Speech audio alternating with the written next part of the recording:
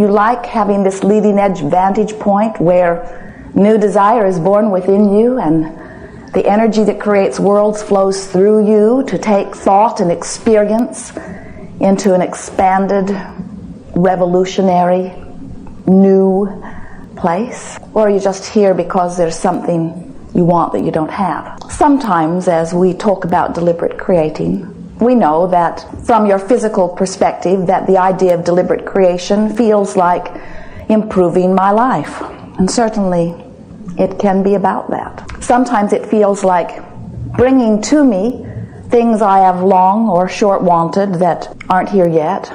And sometimes it feels to you like getting rid of something that is here that you would rather would not be here. And certainly we are wanting to help you to soothe your experiences into the perfection of your desires. It's the way it's supposed to be. You are supposed to get everything that you want. Your life is supposed to measure up to the ideas that you have identified. But as we are visiting with you, while we want every bit of all of that for you, what we want even more is your newfound awareness of the source that is really you, and your discovery of how delicious it is and feels when you allow who you really are to pour through you in a more steady, consistent basis. You are extensions of source energy. You are never separated from source energy. And the more clear the channel, the more open the vortex between the non-physical you and the physical you, then the more delicious the experience for you. It is delicious for your non-physical counterpoint anyway. In other words, even when you are holding ideas that are disallowing the fullness of who you are from flowing through you, even then the universe expands. Even when you are in an uncomfortable place where you are not allowing your joy to radiate at all, even when you've pinched yourself off from the well-being that you so much want and deserve, even then, source energy is still benefiting by its exposure to the new idea through your vantage point. So this gathering is not about getting you to behave differently so that non-physical energy can benefit. It's not about the world suffering in some way and all of us getting together and figuring out how we can fix it and make it a better place, because it is a perfect, ideal universe in which we are all focused. This workshop, our interaction with you, is about assisting you in discovering how to allow the fullness of all of that divine, delicious nature into your now experience. We want very much for you to begin to, right now, reap the benefit of your conscious connection to source energy. For some time we've been calling this gathering the Science of Deliberate Creation, and we think it is a very good title because it talks about deliberately focusing thought. And after all, that's what creation is about. This is a vibrational universe. We are all vibrational in nature. We're much more electronic, even you in your physical blood, bone, and flesh bodies. We are all much more energy or electricity than anything else that you might define in your physical format. So when you begin thinking in terms of your electronic output, when you think in terms of your electrical signal, where you are emitting a signal, and law of attraction, the magnificent manager of all managers, is recognizing your signal and answering it with other signals that are perfect matches. When you begin to put yourself and your creative endeavor into the context of transmitting and receiving signals, then everything that you are living begins to make sense to you, and it becomes easier for you to understand what's happening with anyone that you might be observing also. Law of attraction is this wonderful, always fair, consistent, even-handed manager of these electronic signals. So as you are observing something, you are offering a signal, and that signal is being recognized and answered by other things like it. Conditions, experiences, rendezvous, everything that you are living is coming in response to your signal. When you offer your signal deliberately, it is much more satisfying, because then what comes back to you has meaning. When you offer your signal haphazardly without having any understanding of what its vibrational content is, then even though what comes back is always a perfect vibrational match to it, it is usually far less satisfying to you because you don't understand why you're getting what you're getting. And when that happens, you get very creative in explaining why it's not working out the way you think it should. It is easy to want to give the credit to someone else, although no one else ever deserves the credit because no one else can vibrate for you. Oh, they can have their own experience, and you can observe their experience, and as you observe their experience, your vibration may be affected by what you're observing. And so you may say, I wish you'd have a different experience, so when I observe a different experience, I have a different vibrational approach to it, so that what comes back to me in response to my vibrational approach pleases me more.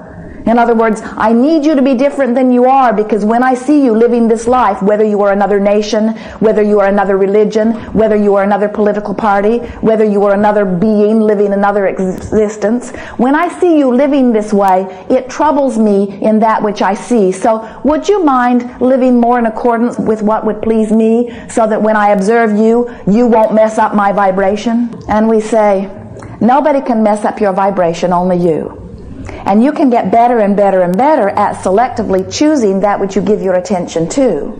And as you do that, you become a deliberate sifter of vibration. A little more hands-on, deliberate control of your experience, which was exactly what you intended when you made the decision to come forth into these bodies to begin with. Now, how are you going to manage all of this vibrational stuff? How do you know? You're not running around with electronic meters. You're not carrying machines with you to manage the electrical current, but you have something even better within you, and that is your emotional center, which tells you everything about the electronic nature of our universe that you would ever need to know, because it helps you understand fully and powerfully, right here in your now, your relationship with your source. And since you are extensions of that, since everything about your experience is about that, in other words, the better you feel, the more of that you are allowing. The worse you feel, the less of that which you are allowing. So as you understand your relationship moment by moment to your source energy, then you begin your expression in this physical experience in the way that you have intended it when you made the decision to come in the first place. So what do we mean by that? Well, your emotions let you know the two most important factors, really the only factors that we see of importance. Your emotions tell you how much of this incredible source energy you are focusing through your concentrated vortex right now. That's a big one. In other words, how much have you chewed on a subject, and how much determination have you achieved? How much desire have you focused? Focused, that's the best word yet. How much source energy is focusing through you right now? When you feel passion, it means a tremendous amount of source energy is being focused through you right now. It's like taking a broad spectrum of light and focusing it through the specifics of something narrower. So the speed of the energy is greater, and the sensation of flight is more delicious. The feeling of adventure and movement is more supreme. In the feeling of passion, you have strong, focused desire.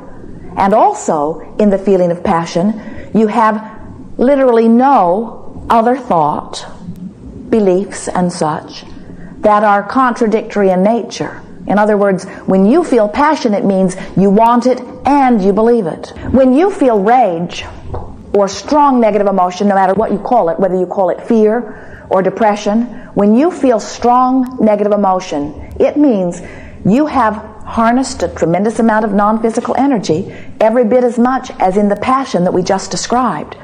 But in the feeling of strong negative emotion, that means you have vibrational static or resistance within your system. You are hindering the flow of the energy, and you don't feel so good in the process. So negative emotion is your indicator of resistance, while positive emotion is your indicator of allowance. And they are on the same meter. Allowance, resistance. Allowance, resistance. When you decide that you are going to be the deliberate creator of your experience, if we were standing in your physical shoes, we would use a little different terminology. We would begin saying, I am the deliberate allower of the well-being that is natural. Because when you put it into the context of allowing, It puts you more in the hands-on position of doing what you need to do in order to allow it to be. You see, this creative process really has only 3 steps. There is the asking part.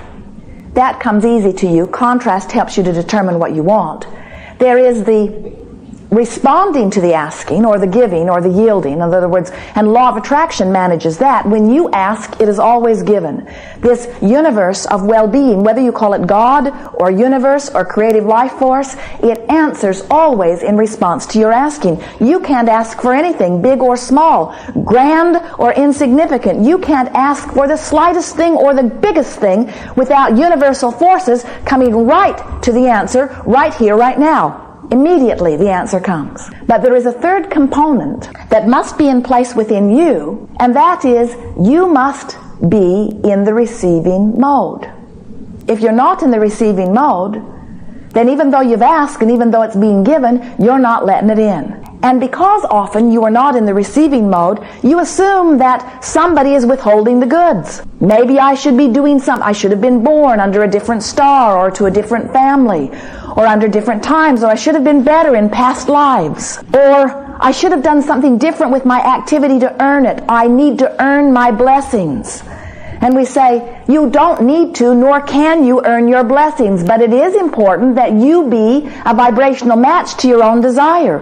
When you send off a desire, it has a signal. And if you are to receive your own desire, you must be in vibrational harmony with your own signal.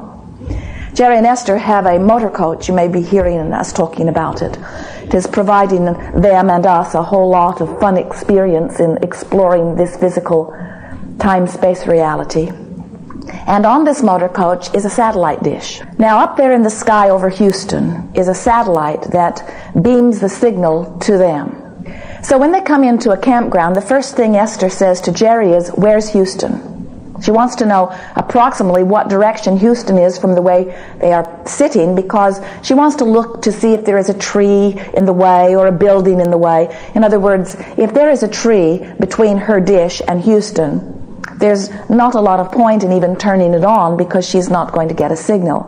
She knows she is wanting a clear space between. She has a button inside her motor coach that has elevation, and she has a little chart that lets her know, depending on where she is, approximately where to set the elevation on this dish, which means if it is a lower elevation, it goes around the sky at a lower looking point. If it is a higher elevation, it looks a little higher in the sky. In other words, it depends on their proximity to Houston, how high they set this elevation. Esther has discovered through trial and error that if she does not set her elevation properly, that satellite dish will work all night long looking for the signal.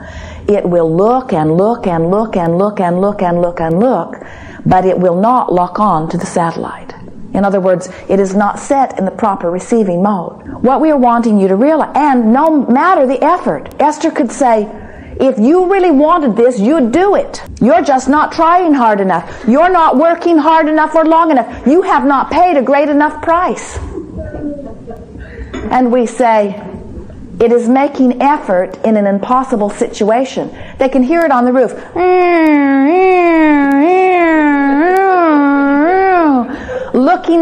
Looking, but it cannot find because it is not in the proper receiving mode. And so that's what we're wanting to assist you with. We're wanting you to realize that so many of the things that you have been wanting, that you've been offering extraordinary effort in order to achieve, still are not coming into your experience because you need just the slightest little vibrational tweaking.